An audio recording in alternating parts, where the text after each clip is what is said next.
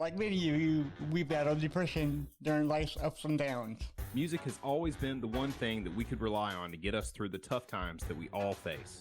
Follow us on our journey as we discuss the healing power of music, Interview bands, break down genres, review band biographies, and more. This is the When Words Fail Music Speaks podcast with Blake Mosley and James Cox.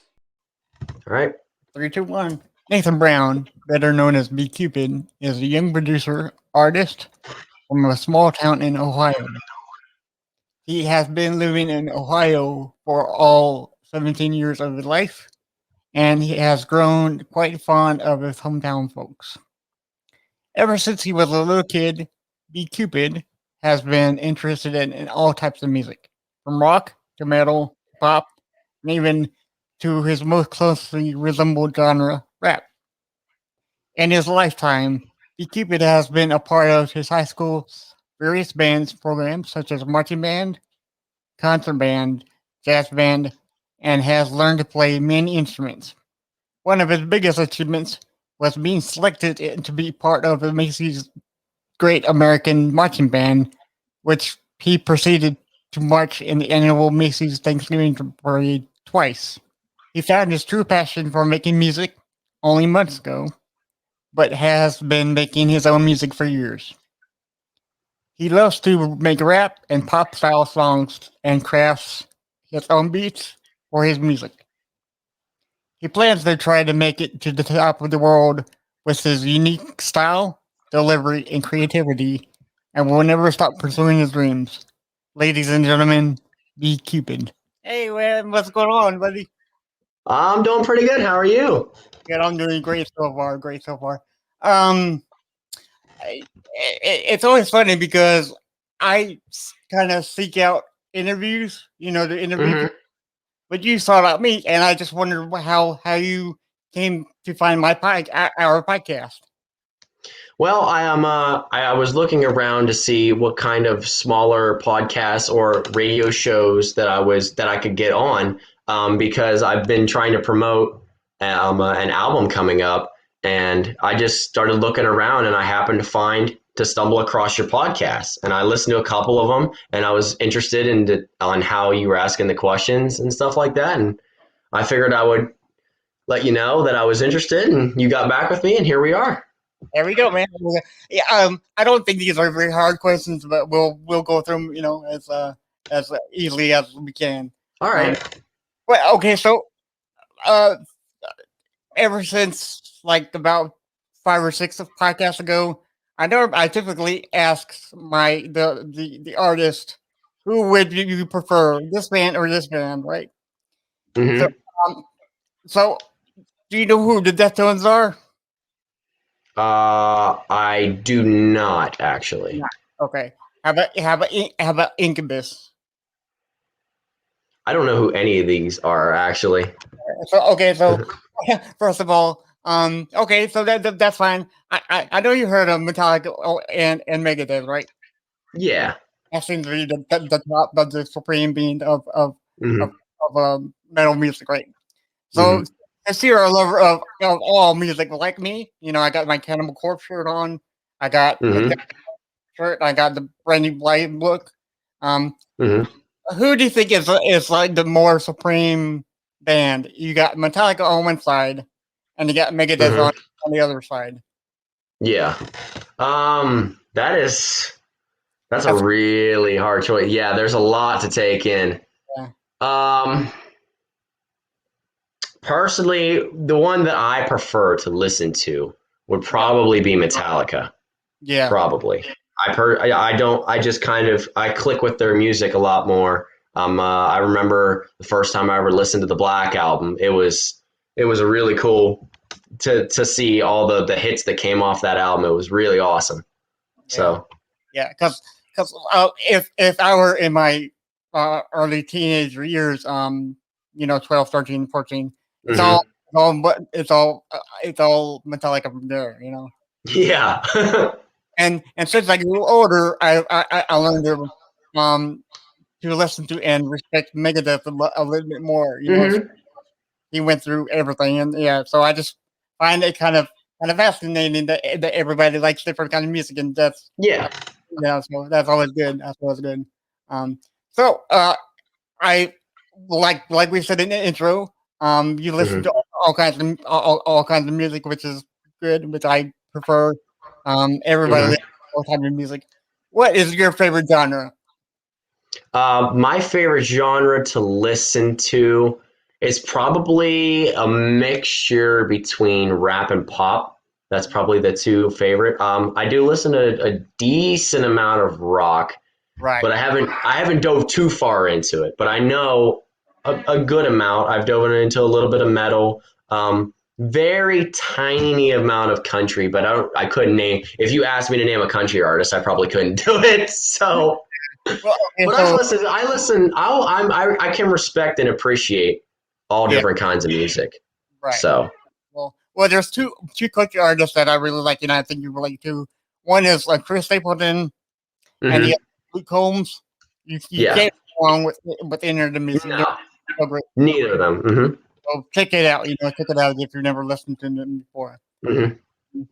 I also found interesting that you marched in the Macy Thanksgiving Parade twice. Yeah. Hmm. Um, so could you tell us like how you got to go on the Macy Day Parade twice, Hmm. and what was the day like for you? I mean, were you like in shock or like okay, I can do this? The day it's an audition process because they take that the band that I marched in for the parade. They take what they consider the best students from all 50 states of the country, and they put Right, them in one band, and they give us about 4 or 5 days to rehearse. Like we rehearse a song so we could perform it on Times Square, and then we rehearse a piece to play through the streets, and we march. The day that I found out, I was actually at a marching band rehearsal at my hometown marching band, and I was like, "Whoa!" I was shocked. I was like, "There's no way." So, yeah, but the day, like, we got to stay in a really nice hotel. We got to get up and eat breakfast in a grand ballroom every morning. It was really nice. We got to perform and practice at Teaneck Armory, which is just outside of New York City. It's in New Jersey, and it was a really cool. It was really cool to meet all the staff there and to just to learn and just to take all the environment in. And obviously, going through New York City, it was a big thing. That was the first time I'd ever been in a big city, right. so it was really really cool. So okay, so from beginning to end, how long does the actual march take? From like the actual parade. Yeah, like from like when you step outside to actually go out in the parade to like end Hmm. time. Yeah. It's 3 miles long. It's a Okay. 3 mile parade. Yeah. So that took about Um, like 2 hours probably to get past eh, everything. I'd say probably depending on how fast the floats move and how cold it is. It just depends on the weather. I know one year we went through pretty quick. Um, but another year, I think that was the second year I went was the year that they had to lower the floats because of the wind. So I think it ended up going slower, and I think it was actually delayed a little bit. I can't exactly remember because it was a couple years ago, but I remember that it takes about an hour to hour and a half to probably get through the whole parade from the first float or first act that comes into Santa Claus at the end. I'd say Yeah. Yeah. so. So being in the Mississippi the parade, but I know there was a lot of musicians, famous musicians. Um. Hmm. Did you get the opportunity to talk to anyone or meet? There as the floats were going by with the famous musicians and performers, we all got to wave and say hi and stuff like that. We never actually got to go up and talk to them, which was Yeah. is okay. But we all got to wave and say hi, and they all waved back, and it was really cool. I So. So, as also stated in the intro, you found your true passion for making music only months ago. Um, Hmm. could you explain the date of of like the moment you said, "Okay, I want to pursue this music career"? I was driving in my car and I was on a back road. I live in a very small town. So I was on a back road and I was coming on my way home and I just kept thinking to myself, I had some of these ideas. Like I've had ideas behind songs before and I've kind of wrote in my head like melodies and things like that, but I never put it on paper and I just started kind of like just generating ideas and I just kind of came up with this whole premises of like a story a little bit and I was like I want to write an album and I just kind of one day just said it out loud. I want to write an album and I just kind of just stuck with it and it ended up being a really fun journey and now in a couple days it'll be out and it's really exciting. Actually, So actually, this coming Friday is the debut release of it, right? yes, did this Friday. Yep. Which is I think May 14th. Yep, May 14th. Yep, Mm-hmm. or in a couple of days. Couple of days. Awesome, awesome, awesome. So yeah, whatever you want to pursue, you just got to get up and go for it. Yeah, absolutely. Like, don't I believe in to I believe somewhat in manifestation. If you can think it and you believe in it hard enough, you can achieve it. Like, there's nothing that in this day and age, especially in the music industry, there's nothing to hold you back. You Now, can stay completely independent. You don't have to go and sign to a big label. You don't need the big companies that produce your stuff and to push you into the spotlight. You can do that all yourself. So right? there's nothing holding you back. So I believe that there's no excuse. If I really wanted to write an album, I could do it from start to finish. And that's exactly what I did. And it was Yeah, awesome. yeah. Because we interviewed Elias from Nonpoint, and it's coming out in a couple of weeks. And Mm. man, Nonpoint started their own record label because that's exactly what Hmm. they're like. We're done with like companies and people saying that's what to do. We're going to do it Yep. that way. So they started their own record company. So I'm proud of them for doing that. Yeah, there's a lot of independent artists out there now. The independent artist wasn't even a thing Now, like 30 years ago. And now there's so many people deciding to not go the record label route and stay right, completely independent. And exactly. it's harder and you do a lot more of the work, but You, the yeah, rewards, you reap the rewards so much more. it's great. Yeah, because everybody has and I'm sure you've heard of like Reaper and like other studio applications for your Yeah, I actually, to record my music, I use both Reaper and FL Studio. Like I make my beats through FL Studio, and then I usually record. I take my beat and I put it in Reaper, and then I record vocals and layer it with it, and then I put it back in FL Studio and mix it and master it and level it out. And I usually put all my effects on there. So I use both. I kind of jump back and forth. cool. Yeah, it's always a great thing, especially Hmm. especially when you have everything at your fingertips instead of going into Yeah. one thing and taking several days and you get it Hmm. not like it at all. So I think it's a good thing. Having to pay studio time and stuff like that. Yeah. Unbelievable what people charges for studio time. Hmm. $4,000 and people don't have that now. Yeah, people don't have that, and even so, like if they don't get enough time, they lose out on the possibility of more creativity because they're restricted on time. Exactly. Hmm. So, so what gravitated you to go in the hip hop rap genre? I have been listening to hip hop and rap for since about 4 or 5 ish years ago, and I just kind of started really getting into it about 2 or 3 years ago. I've been obsessed with just the stylistic formations of the choruses and how they come up with the words and how they're rhyming and it's just how they sound to the background music and how everything is put together. I Yeah. just really like that structure. I mean, I believe music is all different kinds of music is structured different. Like a pop song is structured different than a country song. Oh yeah. So the structure of a rap song or hip hop song is, I find it personally my cup of tea. I just like that. But I also kind of throw in a little bit of a pop feel. I'm not 100% like straight up rapping. I mean, I do at some points in my song, but it's not all that way. Right. So, Well, I found your music so enlightening because I thought it was different from the whole rap game, and like you said, mhm, it's a bit poppyish, but that's good. I mean, because everybody loves popular music, and it mhm, like it feels like a good going outside, going driving kind of song, and I love it mhm. a lot. So yeah, I, it's I, I I really enjoyed making the two songs that I have out now before this album. Obviously, I really enjoyed making both of those songs. yeah, So it's really cool to see how it all came together. I mean, like just from ideas in my head to actually now being able to hear it in your ears. It's really, really cool. right, right. So can you tell us which rapper or artist really inspired you to create your own music right now? Um, the Kid Leroy, I would say, is probably the artist that I find my inspiration the most from.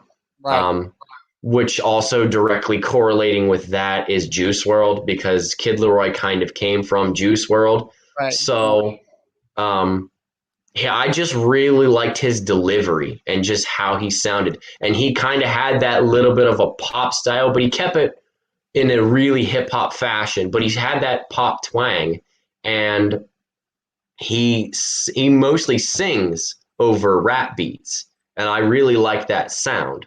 So, and I just liked his delivery. And also something that inspired me was the fact that he's also 17 and I'm 17. So I thought that was really cool. It made me feel like that I could do it too. yeah. So, Because it's always interesting because when you see somebody like you, like you something, you're something, you're like, I can do this too. If he can do it, I can do it. So there's nothing. absolutely. Yeah, cool, cool. So let's dive more deeper in the recording process. So some bands I know of, like Metallica, they like to Hmm. write the lyrics first, the music second, and the Hmm. bands write the opposite way. So what do you like to do? Do you like to write the music first, or like write the lyrics first? I like to write music first. I like to get the beat down first. I like to usually finish the beat before I even start thinking of lyrics at all. Um, there usually I like to go and I just like to listen once a beat is finished or once background music is finished.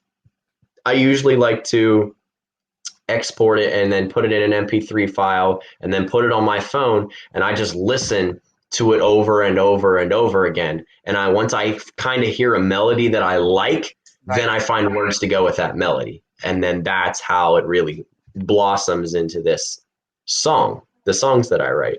right. I like So, I like the way that you do it because it seems like the right lyrics. It would be much mhm, harder to write music after those lyrics, because you're really mhm, struggling to make something that's not there already. The way yeah. is fantastic because like you said, you listen to the melody of the beat, trying to get that feel, and then add Mhm. up of it, and I think that's great. Yep, absolutely. Yeah. So you said you record on Reaper and Fruit Loops, right? Fruit Loops Studio. Yep. Okay. Fruit Loop Studio, yes. Yeah. So do you record only in Reaper first and then mix it in the FL Studios, or do you do it like how's I it? do. I usually record in Reaper, like my vocals go into Reaper.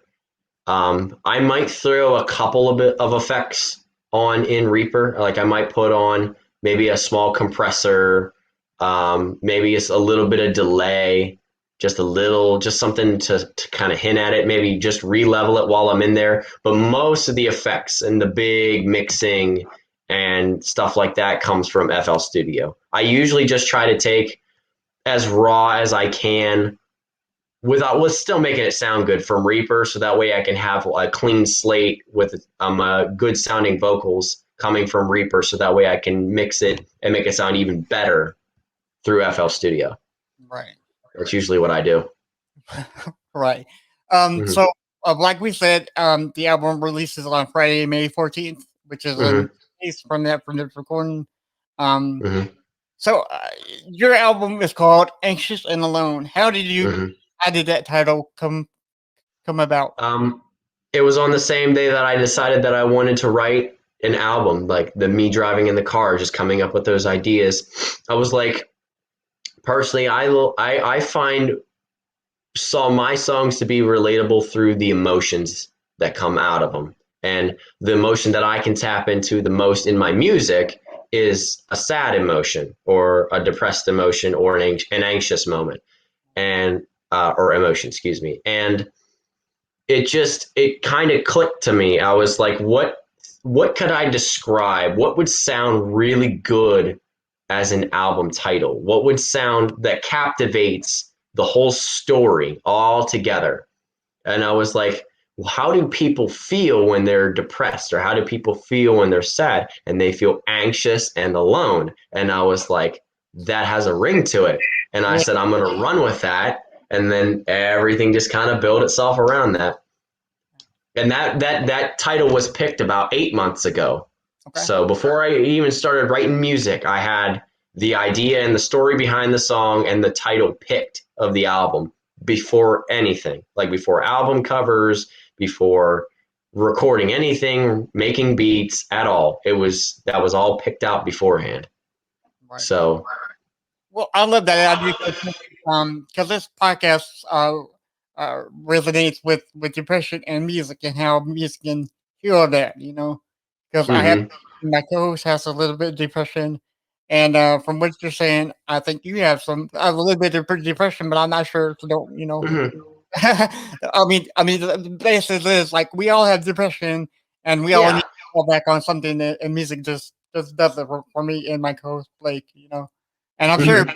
music helps you out a lot too, right? Oh yeah, music I've been able to put my feelings into, like the music that I write, the lyrics that I'm talking about. A lot of that, not all of it, but a lot of the things that I'm saying in it comes from me for sure. Like some things, sometimes I try to find a line that just kind of works with it, but most times I like to write it to where it kind of really hits, different. It really hits you in the heart.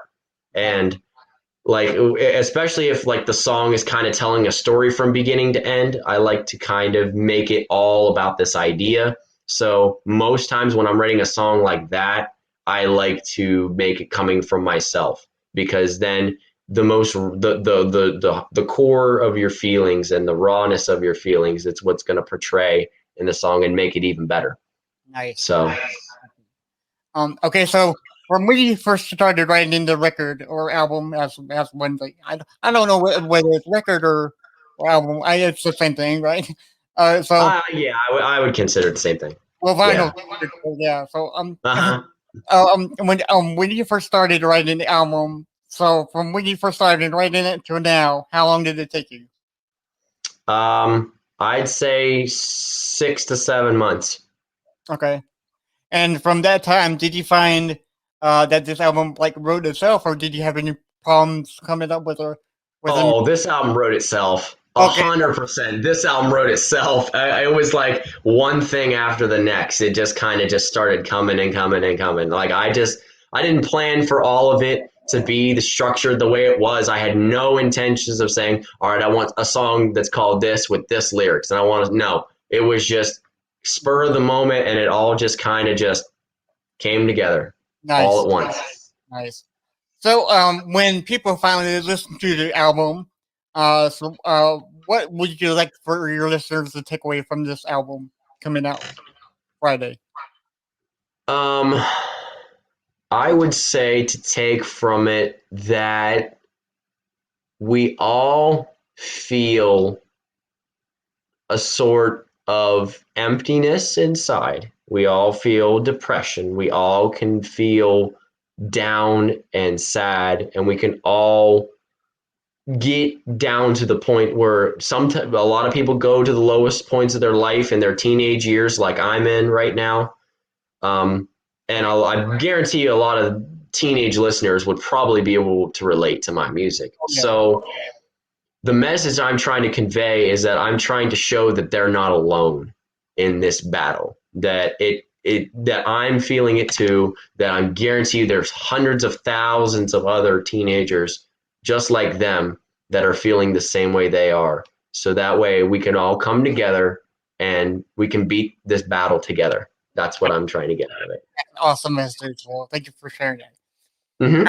Our last question. I have one more question for you, and I think you know what's coming up. It's the last question of the episode, and I All asked right. all my interviewers this. Okay.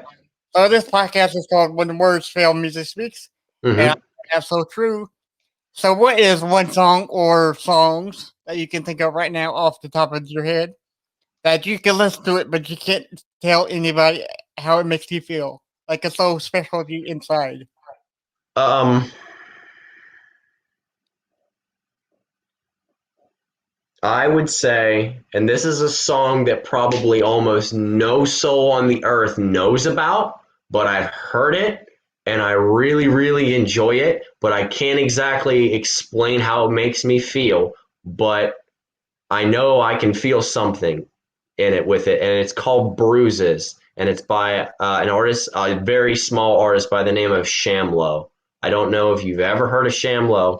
I have not. Um, Okay, it's a very small. He's a very small artist. That was his first song that he ever came out with, and the melody and just how he structures and the song and the words that he's singing and how he's singing and the emotion that he puts in the song. I almost kind of want to say that it models. I want to model kind of my style a little bit off of that because of how elaborate that it is. But at the same time, it's so elaborate to the point where almost my brain can't process it. Like I thoroughly enjoy listening to that song, and I don't think I'll ever get tired of it. So, Well, see, the main reason why I asked that question so much is because there's because I am a music lover by heart, and I'm always listening. I'm always looking for new music anywhere.